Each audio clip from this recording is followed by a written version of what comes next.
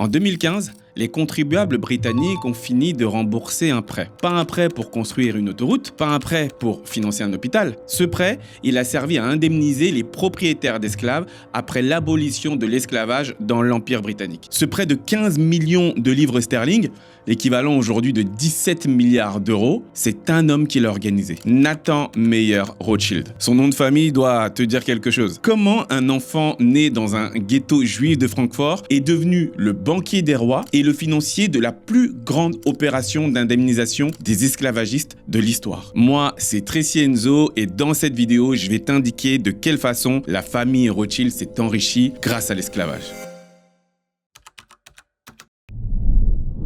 Pour comprendre les Rothschild, il faut d'abord comprendre d'où ils viennent. Et d'où ils viennent, c'est un endroit que personne ne choisirait. 1744, ghetto juif de Francfort, la Judengasse. Traduction littérale, c'est la ruelle des Juifs. Une ruelle insalubre, entourée de murs et de portes fermées chaque soir. 3000 Juifs entassés là-dedans. Interdit pour eux de posséder des terres, d'exercer comme avocats, menuisiers ou même forgerons. La seule chose qu'on leur autorise à faire, c'est le commerce et les prêts d'argent. C'est dans ce cadre-là que naît Meyer Amschel Rothschild. Devant sa maison, un bouclier rouge est accroché. Rothschild en allemand, ce qui signifie bouclier rouge. C'est de là que vient son nom. Dès l'âge de 10 ans, le petit Meyer apprend la numismatique qui n'est autre que l'étude des monnaies sous toutes ses formes et il apprend avec son père. Il manipule donc des florins, des tellers, des louis d'or, toutes les monnaies. Et d'ailleurs, il sait évaluer une pièce rare mieux que les adultes. À 12 ans, il perd ses deux parents en quelques mois. Il est donc confié à des oncles qui reconnaissent son potentiel et l'envoient en apprentissage chez les Oppenheimer qui est une riche famille de banquiers à Hanovre. À une époque où les banques n'existaient pas encore, les souverains européens ont besoin de financiers pour financer leur guerre et certains juifs obtiennent le privilège de pouvoir jouer ce rôle. Pour Meyer Rothschild, clairement, c'est l'échappatoire, le chemin pour sortir du ghetto. Il comprend que la finance est la seule voie vers la liberté et la puissance. Il rentre donc à Francfort à 20 ans, reprend la boutique familiale et commence à attirer des clients prestigieux grâce notamment à son talent de numismate. Il rencontre le général von Estorff, qui le présente ensuite au prince Guillaume IX de Hesse-Cassel, l'un des princes les plus riches d'Europe. À 25 ans, Meyer Rothschild prend un risque insensé. Il écrit directement au prince pour proposer ses services. Une audace qui clairement aurait pu le détruire. Mais Guillaume le prince est impressionné. Il lui accorde donc le statut de juif de cour. Sa maison se remplit de sacs d'or. Il devient l'un des hommes les plus fortunés de Francfort. Il continue à vivre modestement dans le ghetto. Parce que pour lui, pour prospérer, il faut paraître pauvre. Il a compris que dans un monde hostile aux juifs, afficher sa richesse, c'est s'exposer. Son coup de génie a été d'être en capacité de prêter son argent, mais au nom de quelqu'un d'autre. Il va beaucoup plus loin que le commerce de monnaie. Il découvre que le prince Guillaume veut prêter de l'argent à des taux élevés, mais sans ternir sa réputation. Il lui propose une solution. Utiliser son propre nom pour prêter de l'argent au nom du prince. Donc, le prince Guillaume qui empocherait les intérêts et Meyer prendrait juste une commission de ses intérêts. Et personne, du coup, ne saurait que l'argent vient du prince directement. Au début des années 1800, 1803 d'ailleurs, si on veut être précis, quand les guerres napoléoniennes éclatent, le prince Guillaume, il doit fuir. Il confie sa fortune personnelle, donc l'équivalent de plusieurs millions de livres de l'époque, à Meyer Amschel Rothschild. Le gamin du ghetto, celui qui n'avait pas le droit de posséder la moindre terre, est désormais gardien d'une fortune princière. Meyer y voit beaucoup plus grand qu'une boutique à Francfort. Il va envoyer ses 5 fils dans les 5 capitales les plus puissantes d'Europe. Et c'est l'un de ses fils, Nathan, envoyé à Londres, qui va devenir l'homme le plus riche du monde. Et c'est aussi lui qui va financer la plus grande opération d'indemnisation des esclavagistes de l'histoire.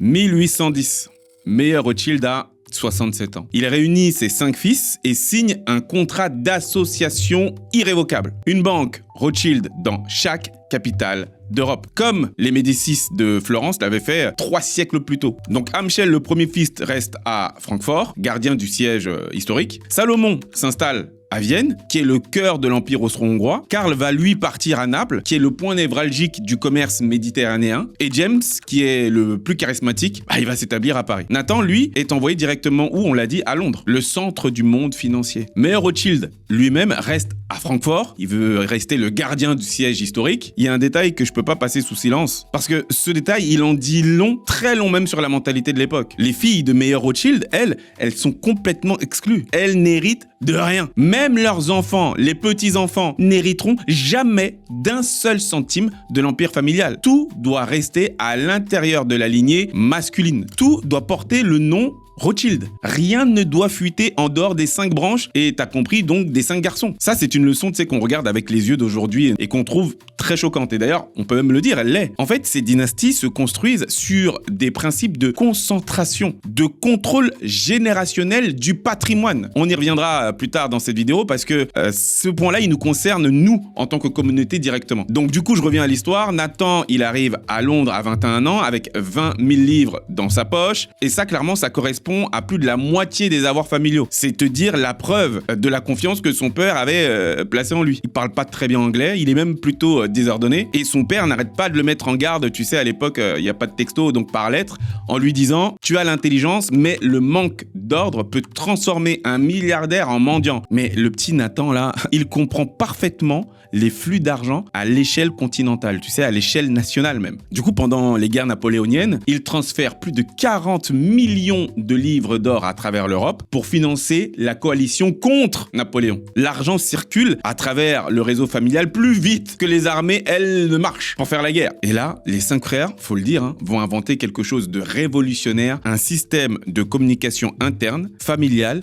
et ultra rapide. Ils vont tout simplement mettre en place un réseau de messagers, de pigeons voyageurs, de dépêches codées qui circulent entre les 5 capitales, jour et nuit. Juste pour te donner une idée de la rapidité avec laquelle ils se transféraient les informations, en 1815, les Rothschild apprennent la nouvelle, tu sais, de la guerre de Waterloo, avant même le gouvernement britannique. Nathan, qui est lui à Londres, reçoit l'information par messager en moins de 24 heures. Une rumeur tenace qui dit que Nathan aurait utilisé cette information en avance pour s'enrichir massivement en bourse et qu'il aurait du coup vendu massivement ses actions pour provoquer la panique et racheter quand c'était au plus bas. Il y a beaucoup d'historiens qui disent que bon, tout ça c'est un mythe. L'enrichissement que cela a provoqué à la famille Rothschild, bah ça clairement c'est pas un mythe. En 1836, quand Nathan meurt, il est considéré comme l'homme le plus riche du monde. Les 5 flèches, tu sais, leur fameux blason familial là, bah c'est devenu un symbole du pouvoir financier le plus concentré d'Europe. D'ailleurs, 5 Arrows, tu sais, 5 flèches, c'est encore le nom aujourd'hui de la division Private Equity de chez Rothschild. Tu sais, si je t'ai fait toute cette introduction, c'est parce qu'il y a tout un pan de cette histoire que très peu de personnes ne racontent. En 2009, le Financial Times a révélé des documents enfouis depuis 170 ans dans les archives nationales britanniques. Et ce que ces archives révèlent est glaçant.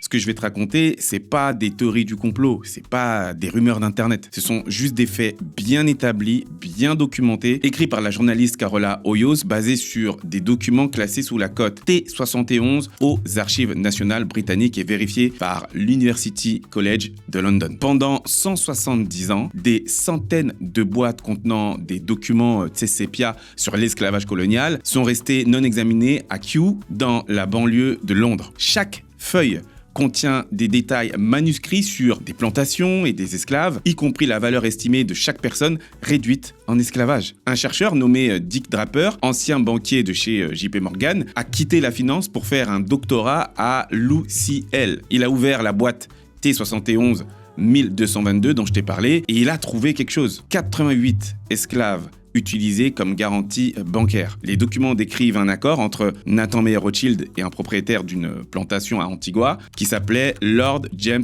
O'Brien. O'Brien devait 3000 livres à Rothschild. C'est l'équivalent de près de 450 000 $ aujourd'hui. Et tu vois, cette dette qu'il devait, elle a été garantie par une hypothèque. C'était sur 88 hommes et femmes noirs réduits à l'esclavage. On servit de garantie pour un prêt financier. Quand O'Brien a fait faillite, Rothschild il a réclamé sa compensation dans le cadre du programme gouvernemental d'indemnisation des propriétaires d'esclaves. Même l'archiviste officielle de la famille Rothschild, elle s'appelle Mélanie Aspect, elle a réagi avec stupéfaction. Elle a déclaré qu'elle n'avait jamais vu de tels liens dans les archives familiales. Le fait numéro 2 qu'il a découvert, c'est le fameux prêt dont je te parlais en début de vidéo, tu sais, de 15 millions de livres, l'équivalent d'un peu plus de 17 milliards de dollars aujourd'hui.